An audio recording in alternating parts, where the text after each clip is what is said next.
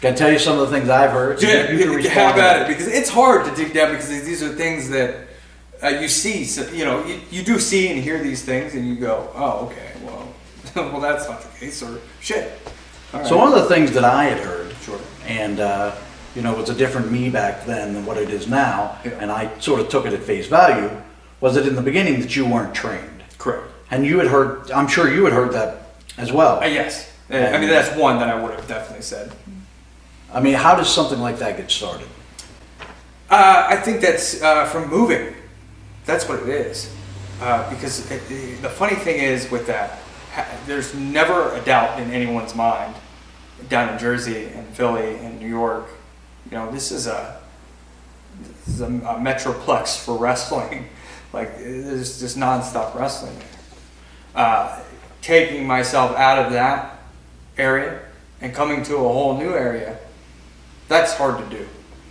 You're gonna have that. Me coming up and getting that was initially, I could totally understand why that would be hard. I think that had a lot to do with it.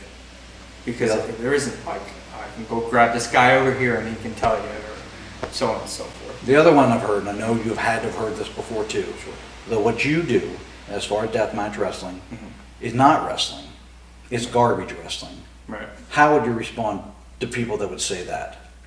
That's something too that I think is, I mean, have you heard that before as well? I've heard garbage wrestling and things like that, and usually where that comes from is not specifically from obviously people that pay attention to it, because everybody's a critic of every type of wrestling.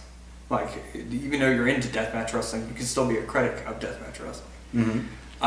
But outside of that, yes, I would say from maybe other workers, I'm sure that's happened.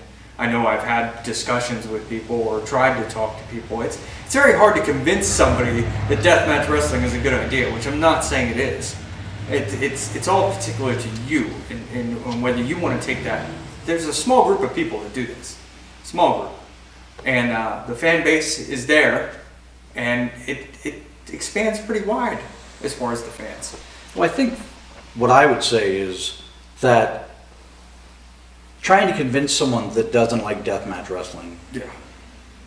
what you're doing is right is like someone trying to convince someone that when they ask you about pro wrestling and their first response is, "Oh, you mean that fake stuff?" If they're saying that, it's a dead conversation because you're not going to be able to help them. Right. So I would imagine it's sort of the same thing with deathmatch wrestling. If they've already made their mind up, Right. it's going to be a difficult argument. Exactly what I'm getting at, and that, there's no convincing the wrestler guy, the full package. Like, you might as well send him to WWE right now, guy. There's no convincing him. There is, however, a lot more guys than I thought that are in that position currently that are really into it, and they just wouldn't ever partake in it. Which is cool. Mm-hmm. Let the other guys do it, and they'll enjoy it and watch it. I've seen a lot of guys like that, but I have, like I said, I've heard that a couple times, and I also think it's an early judgment, because they think all these weapons and things like that. They think that it's, like I said earlier, 12 minutes, of this. Yeah, and I that's agree. not art. Like, you know what I mean? I think that's what a lot of old school wrestling folks would say is that it's not so much the weapons themselves, is the fact that maybe you almost have to no-sell something that happened to you to get to what's next. Right. Because the style with chairs and even barbed wire, I mean, that stuff has been around forever. I mean, it goes back, and you think of Tully and Magnum TA in the mid 80s and the stuff that they did in an I Quit match, that probably at that time, the wrestlers from the 60s and 70s were saying, well, that's garbage wrestling. I mean, you hit somebody in the head with a hammer, they're going to be, knocked out. I've heard the same thing about Triple H and his sledgehammer. Yeah. In real life, you hit somebody in the head with a sledgehammer, it's all over. So, Yeah. I just think that, I think maybe the argument would be, like I said, and it's not just deathmatch wrestling. I think there's a lot of wrestling out there that, maybe guys have to no-sell things to get to what's next. And I think maybe that would be the big complaint. Right. I've certainly softened my thought on deathmatch wrestling in the last 5 to 8 years, because, you know, I can certainly, from my point of view, I can see the entertainment value. Doesn't mean I want to participate in it, No. and it's certainly not my favorite style to watch, but I can understand why people would genuinely like it, because to me, like I saw, and I'll put a clip in here in a little bit, and we talked about it earlier, Right. there was a spot where you took a brain buster on the top apron, or top of the top turnbuckle, and then flipped all the way to the floor and into the, I mean, that's insane.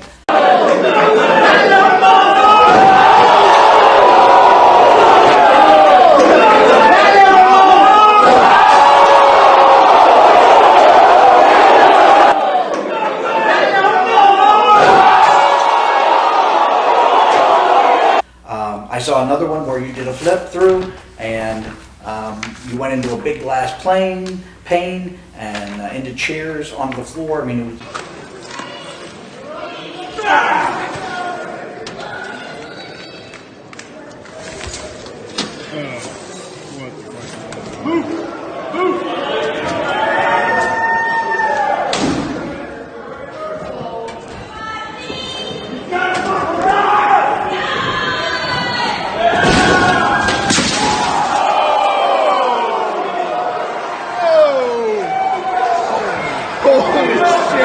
Holy shit! It's insane. So to put yourself through that, for someone that even dislikes, absolutely hates deathmatch wrestling, I don't know how they could say, why, I don't even respect it, because for as crazy as some of the shit I did 20 years ago, they get nothing compared to that. So You for played you with to, fire.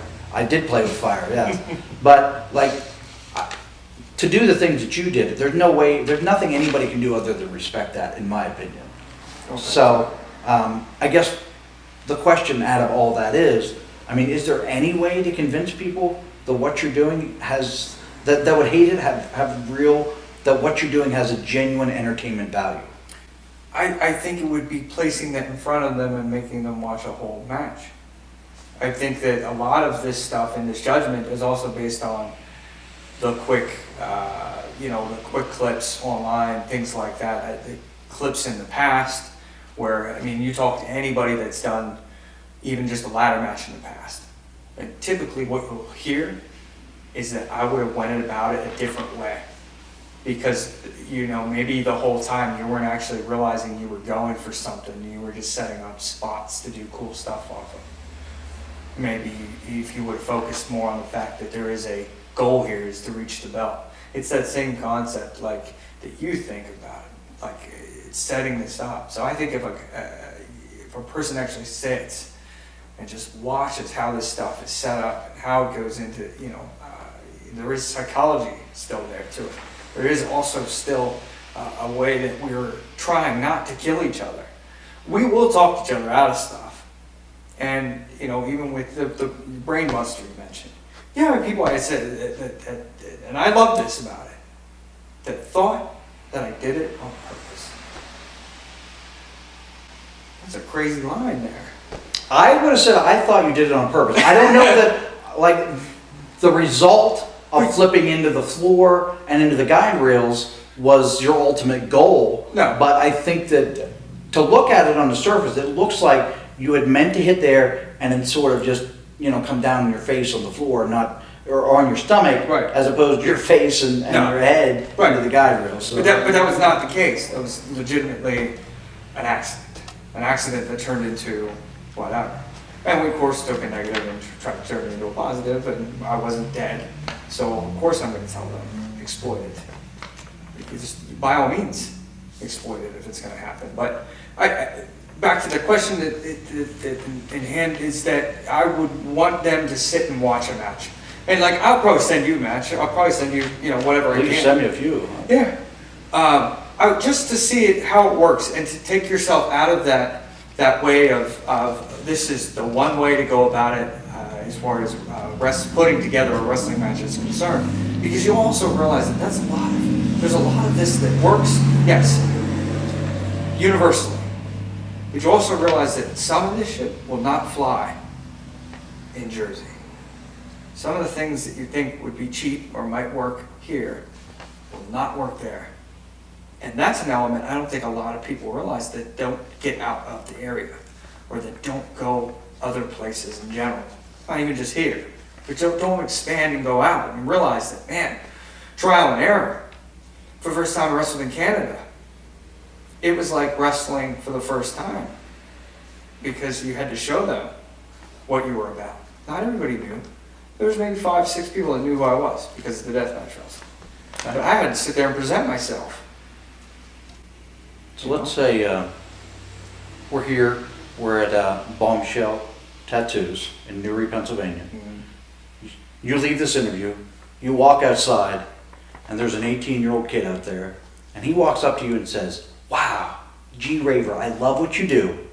How would I get into deathmatch wrestling?" What would you say to him? Learn regular wrestling first. Go to school, do regular wrestling. Learn wrestling. Because those in between, like I said earlier, if I did not learn wrestling and just do regular wrestling, I firmly believe I would not be worth a damn to deathmatch wrestling right now if I didn't know wrestling. And that all contributes to eventually doing that. But I've already told people this, because I've had, kids come up and say, "Oh, I want to, I'm gonna bleed all over the place." I'm like, "All right, it's fine, bleed all over the place after you learn wrestling and you get used to that," because I think that they would be pleasantly surprised that wrestling can be just as rough and terrible on your body than the deathmatch wrestling.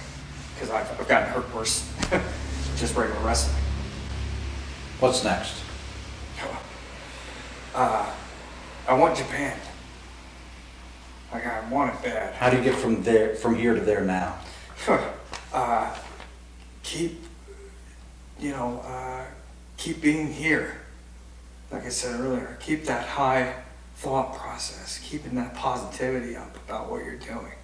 Not everybody's gonna think, what you're doing is great, but, for people coming up with it, I'm very, try to be humble with this stuff for the most part, but at the same sense, like I'm passionate about people doing certain things and aiming for wanting more out of their career. Like I can't stress it enough myself to tell people, like, go for the moon. Don't settle right here in this 20-mile vicinity or whatever you're deciding to do. Like, don't you want to have moments where you're just like Sabu, like Mexico, like CZW Tournament of Death, or Ring of Honor, or whatever they want? Wouldn't you rather have that? If you're not going to go to WWE, I'm not going. I'm not going. Why? I don't think that it's a picture I painted for myself. I love WWE. Do you think 5 years ago Kevin Owens would have said, "There's no chance for me at WWE"? Yeah. I mean, in the back of your mind, would you still like to go to WWE? Yeah. Or are you satisfied, if I could go to Japan, I could wrestle maybe in Europe? I mean, would that pacify you? Or, like, at the end of the day, are you always going to feel like, I was really good at this, I got over everywhere I went, I should have been at WWE? Are you going to feel that way? Or do you think if you don't get there, you can still be satisfied? I think if I don't get there, I can still be satisfied. Not being in the ultimate goal. Would I say would I never do it? No. Like, I would do it in a heartbeat. If somebody came up to me and said, "Hey, tomorrow we need you," like, I would go. I would just have to. At the same sense, if it never happens, I'll be honestly happy where I'm at. And where I'm at now is, like I said, where I saw myself when I first got involved in training and figuring out where I wanted to go and all that stuff. So that was the goal. And having done that even just once, that's what I ultimately, I look back and I deep down, that's where I wanted. He's a maniac. He's a lunatic. Why is he does this crazy, crazy stuff. Like, look at this, look at that. That's what he did. So we have covered a lot. Oh, yeah. We're going to wrap it up here now. That's fine. Is there anything else you'd like to add before we cut on these cameras tonight? I think everybody should strive for more and better. Yeah, I see your point. For me, though, it was always different. I was content to wrestle Western Pennsylvania, Ohio, and the reason is, like, even before I started wrestling, I already had 3 kids and a wife and a great full-time job, and for me, like, I was content. I liked wrestling on the weekends, so for me, I would. The only judgment I would make is if people aren't trying to improve their in-ring skills, because I love the business so much. But I certainly understand that not everybody's like me, and I agree that, you know, for the most part, I think people should be in it to try to get to the next level. It wasn't ever for me. One of the guys that trained me, Julio De Niro, I don't know if you're familiar with him, but he got matches on TNA. He was part of the group with CM Punk, and like he got some squash matches on WWE, and he did a little bit of stuff with ECW. And I thought, if that guy can't be a big star, because he was so good at it, in about 2000, I decided if that guy can't get signed, there is no way this dude's getting signed. So I was like, I'm just gonna have fun with what I'm doing here, and I did.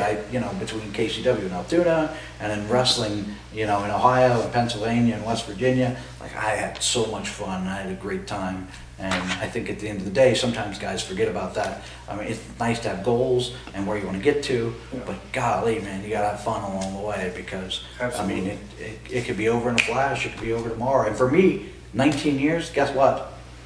It was over in a flash. So. If you don't have anything else to add. No, that's it. I mean, if you want to see more about me, you can visit me on my social media. Of course, WTWB, Graver on Instagram. My Facebook, you can just reach me at Brandon Graver. I've since long gave up trying to separate the two because it's already gotten ridiculous. I can try to add you on there. If not, I might have. I believe I have too many friends on there. You can reach me out on there. Yeah, that's about it. Twitter, of course, you can reach me on there. Sick Graver at Twitter. And yeah, if you need merchandise, shirts, all that stuff, you can always reach out to me. I'll send them wherever. Okay, this has been great. I have learned a lot. I hope you can say the same from watching. I'm sure this is a many-part video. I don't know what part you're on right now, but I hope you enjoyed this. I can't say enough. I appreciate this. Thank you very much. Thank you so much. And I want to close on this. Guys, girls, please stop having shitty matches. You are ruining my life. TOD 16. Yeah, Jeff Cannonball 1 year ago made his name right here at Tournament of Death 15. And G-Raver making his first appearance here in Tournament of Death. A part of the Awakening, looking to take out Jeff Cannonball here in the first round. And MLJ is now joining us here at the table. Yeah, and some people say that this being G-Raver's first TOD, they're saying he should have been in this thing a while ago. Well, I've known G-Raver for a number of years now. He's always thrown caution. Oh, God! Wasting no time. Right to his best across the sky.